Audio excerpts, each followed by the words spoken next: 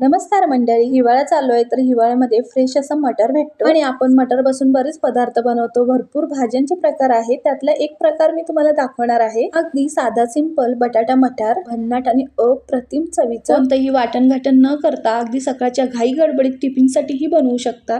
चला तर मंडळी करूया सुरुवात. एका टोपामध्ये मी 4 पळी तेल घेतलेलं आहे आणि 4 ते 5 मिरच्या मी तळून घेतलेल्या आहेत. जिभेची चव वाढवणारी अशी तळलेली मिरची खूपच छान लागते आणि 2 घास जास्तच जातात. मस्त असं मीठ भुरभुरायचं आहे. मस्त अशी कुरकुरीत मिरची आपली तयार आहे. तेलामध्ये मस्त असा मिरचीचा अर्क उतरलेला आहे. त्यामध्ये मी जिरे घातले. जिरे छान फुलवून घेतले. 2 मोठ्या साईजचे कांदे बारीक चिरून त्यामध्ये टाकून चांगले लालसर होईपर्यंत परतून घ्यायचंय. कांदा छान परतला की त्यामध्ये लालसर असे 3 मोठे टोमॅटो बारीक चिरलेले टाकून चांगले परतून घ्यायचंय. कांदा टोमॅटो मस्त मऊ होण्यासाठी आपल्याला यामध्ये थोडंसं मीठ घालून घ्यायचंय चवीनुसार.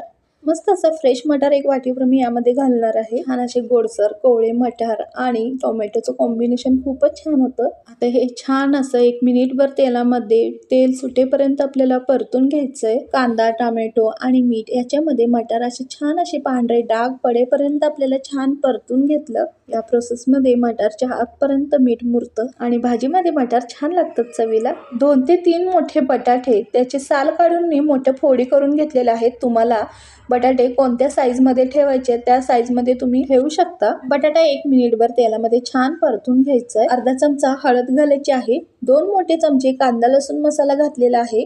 कांदा लसूण मसाला म्हणजे कोल्हापुरी चटणी आहे घरची बनवलेली.